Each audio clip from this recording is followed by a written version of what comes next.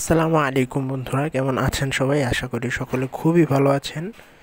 13 আগস্টের মিমিএফআই secret tap code কিন্তু already চলে এসেছে।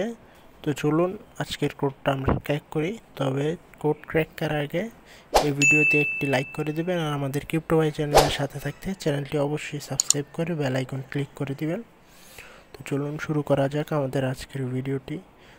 তো আমাদের আজকের কোড হচ্ছে 1144।